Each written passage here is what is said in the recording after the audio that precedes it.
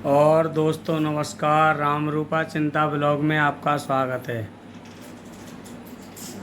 आज मैं आ गया हूँ मुंबई रूपा के पास। ये है हमारी रूपा। ये देखो।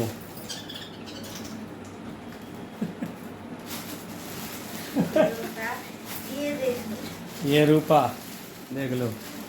ये रूपा देख लो। ठीक है।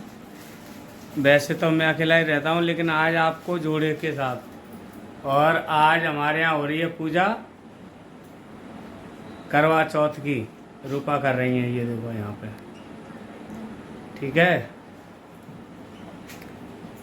दिखाता हूँ आपको।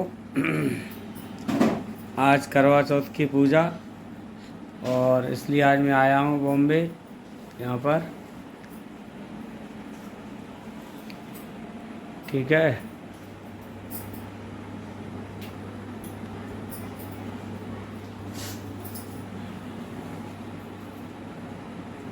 ये हमारा पूजा काला है।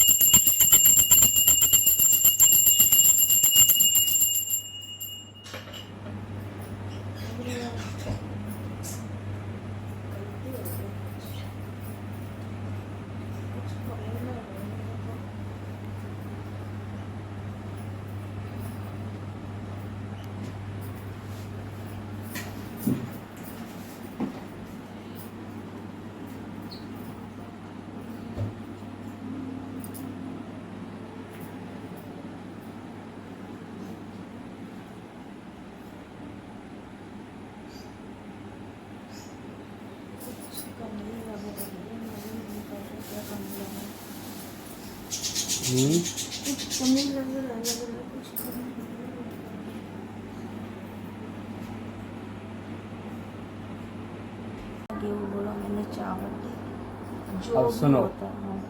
करवा चौथ व्रत कथा। एक साहूकार के एक पुत्री और 7 पुत्र थे। करवा चौथ के दिन साहूकार की पत्नी, बेटी और बहुओं ने व्रत रखा। रात्रि को साहूकार के पुत्र भोजन करने लगे तो उन्होंने अपनी बहन से भोजन करने के लिए कहा। बहन बोली, भाई अभी चंद्रमा नहीं निकला है, उसके निकलने पर मैं अर्घ देकर भोजन करूंगी।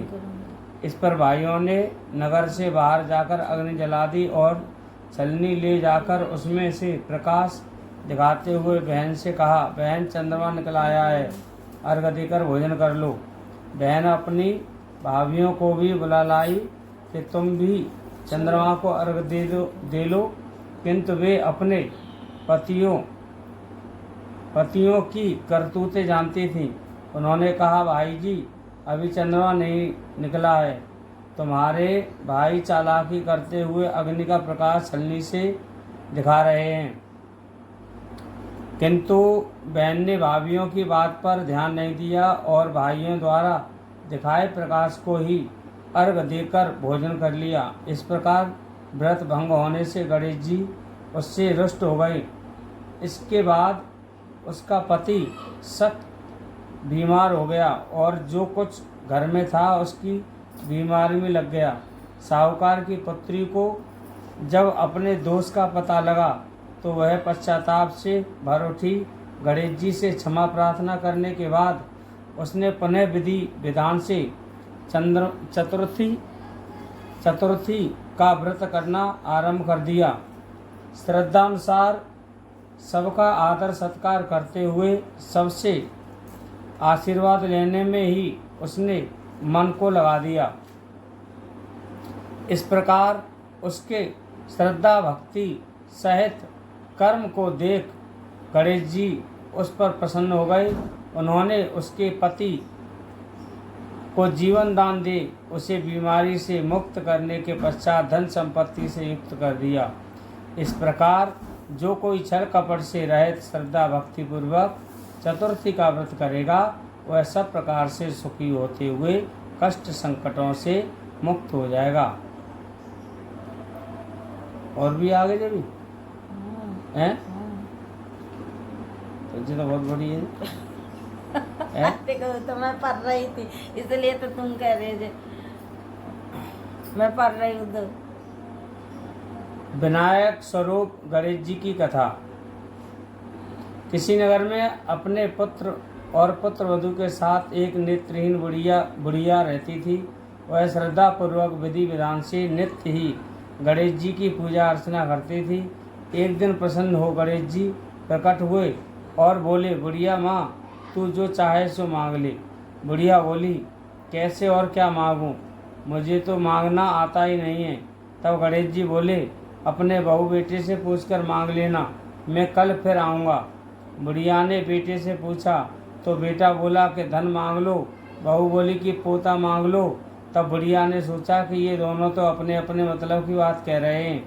अतः बुढ़िया ने पड़ोसनों से पूछा। पड़ोसनों ने कहा, बुढ़िया, तू तो थोड़े ही दिन जिएगी, क्यों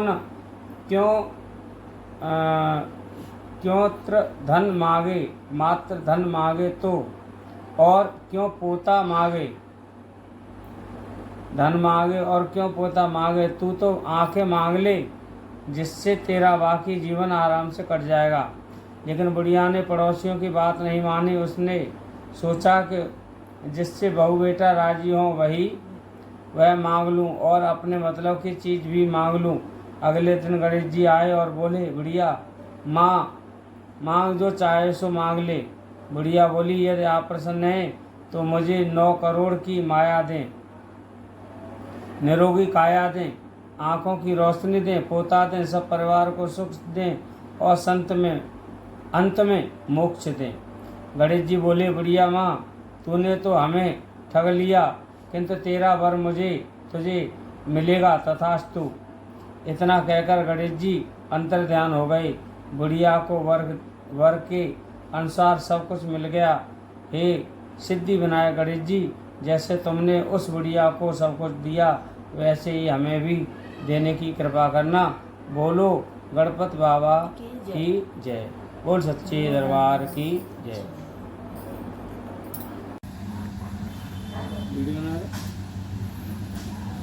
पति परमेश्वर और भाग्यवान एक साथ। अरे रे, पानी फैला दिया, पानी वेस्ट हो रहा है। करो करो करो, छींटे आ रहे हैं मेरे ऊपर। हाय हाय हाय, बहती गंगा।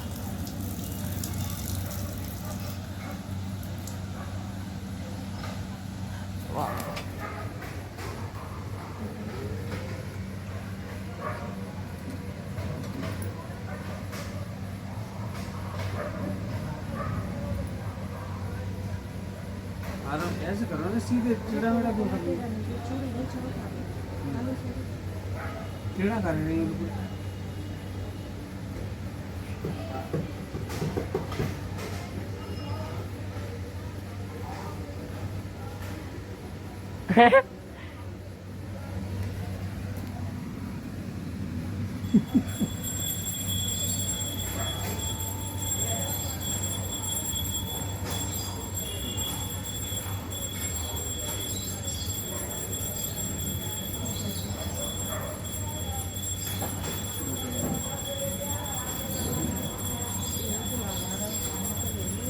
पानी में इसलिए करेंगे तो निकाल देंगे।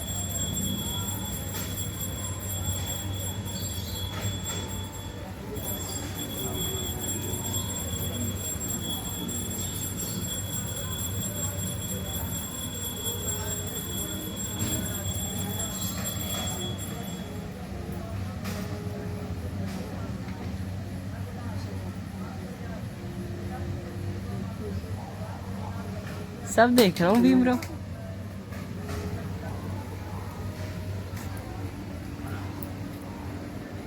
ऐसे रख लो।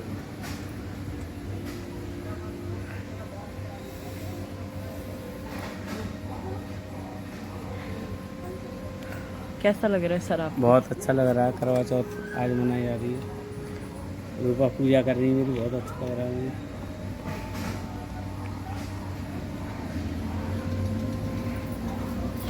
अरे रे रे रे, आयुष्मान भव। भगवान बुद्धि की कमी नहीं है मम्मी के पास। हैं? आ जा।